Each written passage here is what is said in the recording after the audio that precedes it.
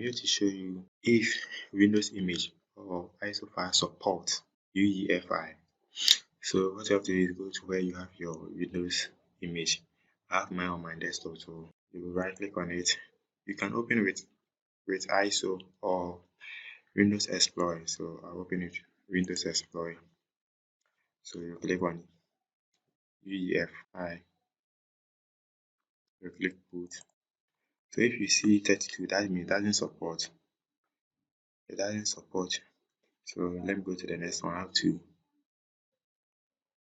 And if you see 32, you get this kind of error.